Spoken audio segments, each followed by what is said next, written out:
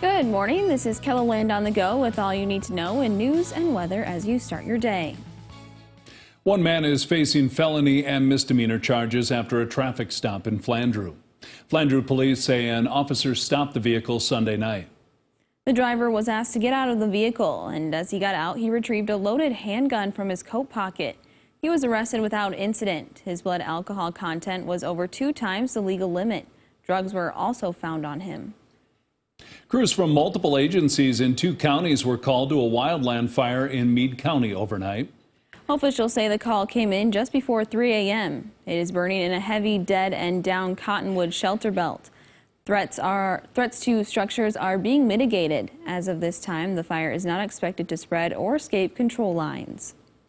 Investigators in Miller say the explosion at the school was caused by a waste oil barrel catching fire in the agriculture shop. It happened last Wednesday and led to the cancellation of classes for the rest of the week. Right now, no one is allowed in the school, not even staff. The district has been working to get students set up for learning in nearby schools. Activities have also been hosted at area churches. The Chancellor Fire Chief is dead after a crash east of Parkston over the weekend. In a post on its Facebook page, the Chancellor Fire Department says Chief Jeb Ford struck a deer and went into the ditch. The 52-year-old was a retired Sioux Falls firefighter. The department says he would also volunteer as a driver for the Parker ambulance. Turning to weather now with meteorologist Adam Rutt. Warm temperatures and some wind today, Adam. Yeah, absolutely. We get both in spades across the entirety of the area, with the latter really picking up West River. Outside we go on this Tuesday morning with a view west downtown. 34 westerly wind at 10 miles per hour. Light for now, but that's the key phrase, for now. 30 Brookings, 35 in Watertown, 43 in Huron, 42 at the Capitol and in Rapid City, 44 Pine Ridge, 36 even up toward Buffalo, and in Mulbridge to go right along with it. We have a couple of 20s out there. Spencer, one of those examples at 26, but there's the wind that's starting to creep over the Missouri River Valley and push eastward, and we've seen some pretty decent gusts as of late. Now around 25 to 35 miles per hour in southwestern KELOLAND, but we've seen peaks around 50 to 55 miles per hour in the Rapid City area earlier this morning. So we have the wind, we have the warmth,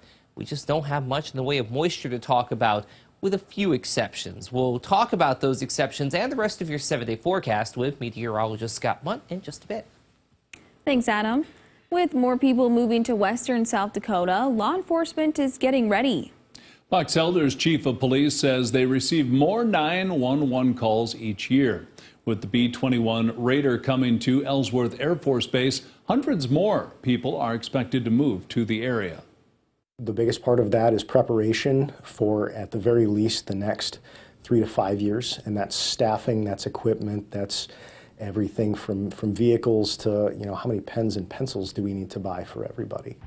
The Pennington County Sheriff says tourism also plays a role with law enforcement. During peak season and big events like the Sturgis Motorcycle Rally, the department sees an increase in calls.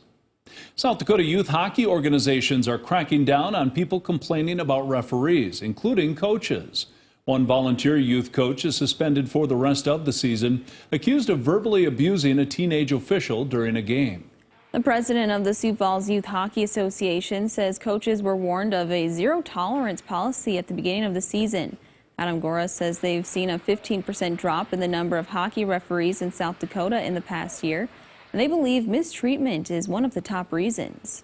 We support our coaches. We serve a role in educating them, our coaches, our players, our spectators, really what the zero-tolerance policy is about and why it benefits really the children that are playing hockey. This is all about getting kids on the ice and playing hockey, and what can we do to make that a positive experience for all participants.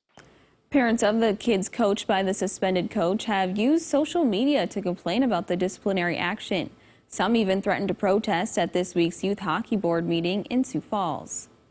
The USD men's basketball team may have lost its game over the weekend, but one student walked away a winner. Take a look at this. The student made a $10,000 half-court shot during halftime of the men's basketball game between the Coyotes and Jackrabbits. Just in complete shock. I definitely surprised myself. I thought, oh, what's gonna hurt if I just take the shot and miss it. Like I got nothing to lose and everything to gain. So Mary Margaret Bohr is studying biology at USD. She hopes to find out how the money will be paid out this week.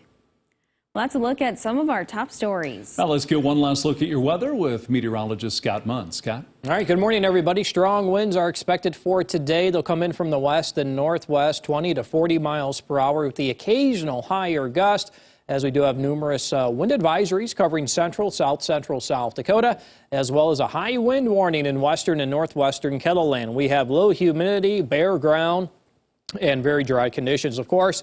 So elevated fire risk with a red flag warning in place western central and south central into parts of southeastern South Dakota. Clouds will be a little thicker today. There may be an isolated sprinkle or two found across eastern KELOLAND.